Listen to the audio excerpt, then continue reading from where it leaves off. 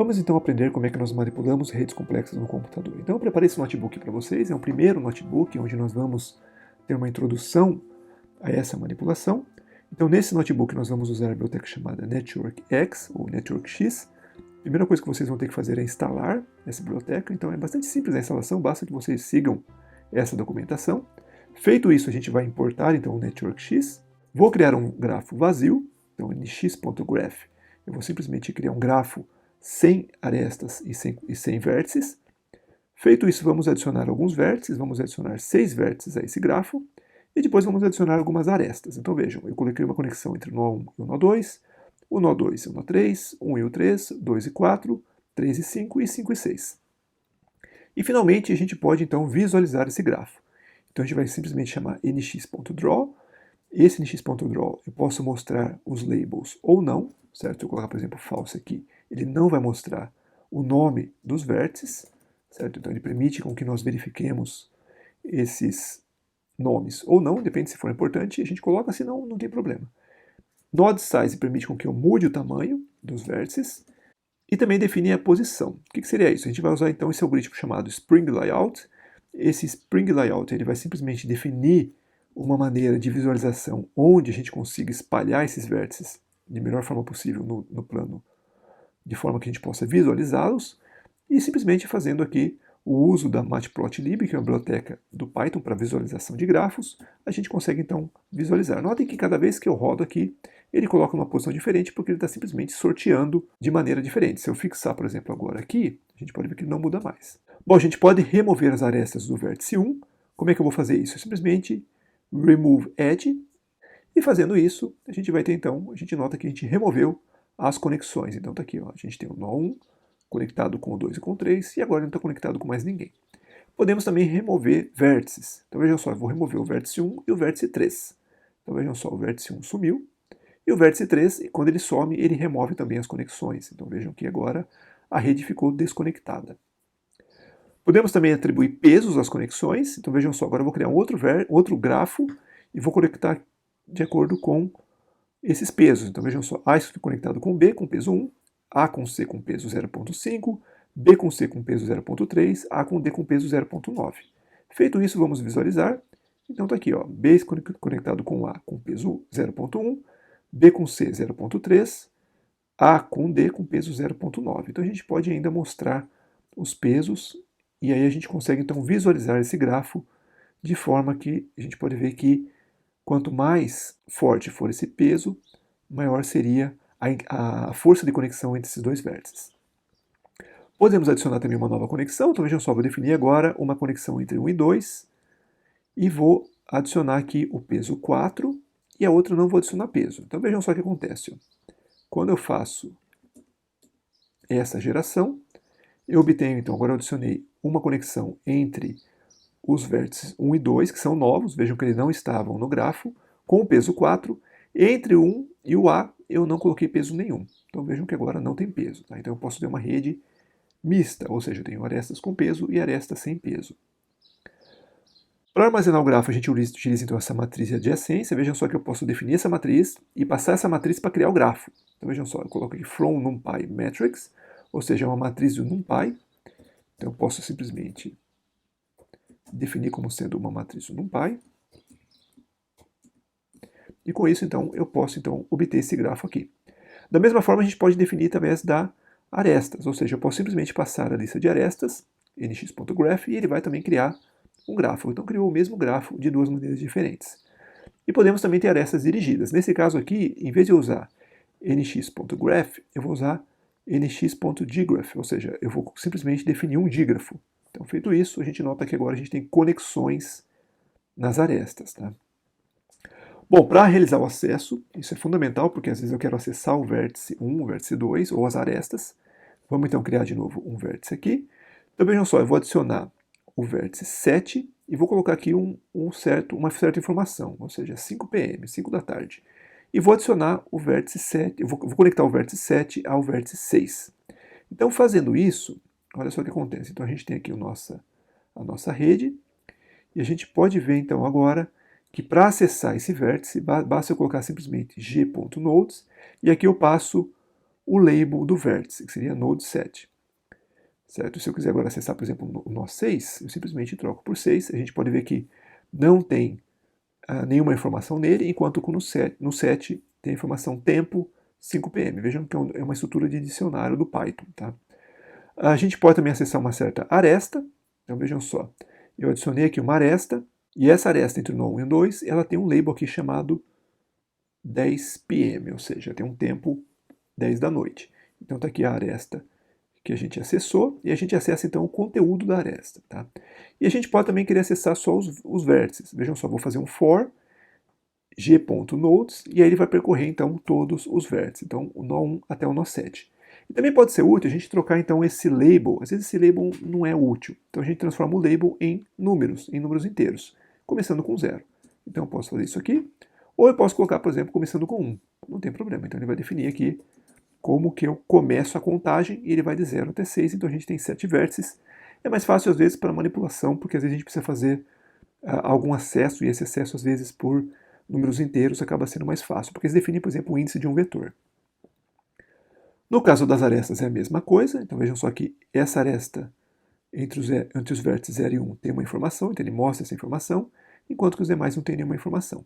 Podemos também adicionar um peso à aresta, então vejam só, agora eu vou simplesmente definir um peso 0.1.5 para todas essas arestas aqui. Então vejam só, agora ele vai mostrar todas as arestas e o peso está 1.5 para todo mundo. Então a gente pode fazer essa atribuição.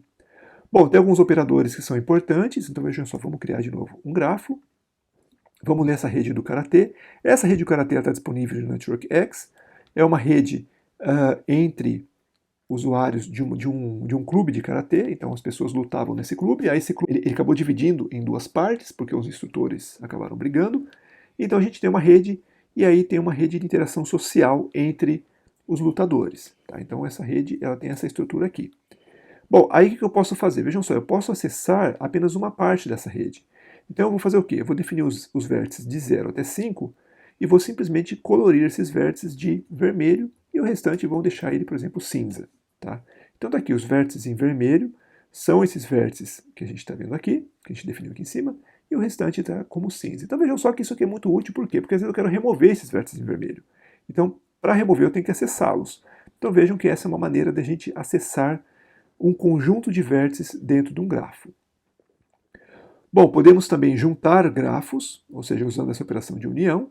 E aí como é que a gente faz isso? Vejam só, tem esse grafo, esse outro grafo, então a gente vai simplesmente juntá-los. Tá? Então a gente tem 0, 1, 1 e 2, 2 e 0, que seria esse grafo aqui. E a gente tem esse outro grafo aqui, seria 0 e 1, 1 e 2, 2 e 3, 3 e 4, 2 e 4. E aí agora foi o seguinte, se eu usar esse disjoint union, o que ele vai fazer? Ele vai juntar, mas ele vai considerar que, por exemplo, o vértice 1 não é esse vértice 1 aqui. Eles são diferentes. Embora tenha o mesmo label, eles não são os mesmos vértices. Então o que vai acontecer aqui? Ele vai simplesmente atribuir um label novo para esse vértice aqui. Tá? Então ele vai ser 0, 1 e 2, que nem está aqui. E os demais ele vai começar com 3. Então 3, 4 até 7. Tá?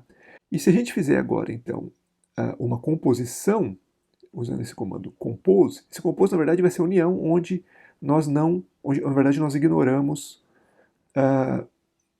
esse fato deles serem diferentes. Então a gente vai falar que eles são os mesmos, tá? Então a gente vai assumir que eles são os mesmos. Então fazendo isso, esse é o primeiro grafo, o segundo grafo, e agora a gente nota que o vértice 1 continua sendo, quer dizer, vai ser o 1 nesses dois grafos, então veja só, um está ligado com 0 e com 2, e aqui também, então aqui também está ligado, 1 está ligado com 0 e com 2, o 2 está ligado com 0 aqui e com 1, e aqui está ligado com 3 e com 4. Então vejam só, o 2 está ligado com 0 e com 1 do primeiro grafo, e com 3 e 4 do segundo. Então notem que agora a gente fez uma composição, ou seja, a gente fez uma união, mas nós juntamos quem tem o mesmo label num único vértice. Tá? Então essas são operações que são importantes para a gente tratar redes diferentes. Tá? Bom, podemos ainda converter um grafo dígrafo, ou seja, grafo que tem direção, num grafo sem direção.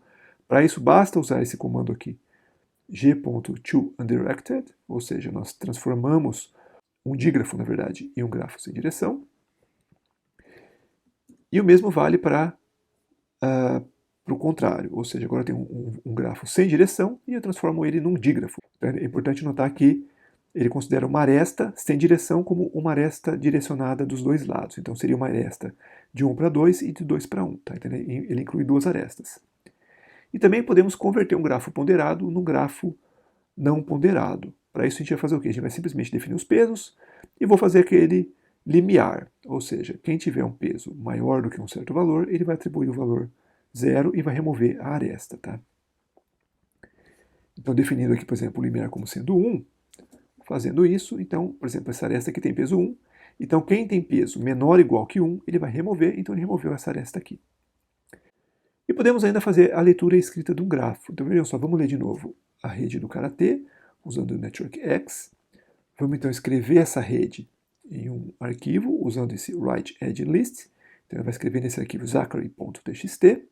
E agora a gente pode então ler esse arquivo e carregar o grafo na memória. Então, para isso, a gente usa esse comando read add list. Então, vou ler aqui o arquivo. Com isso, então, crio o grafo e está ele aqui de volta.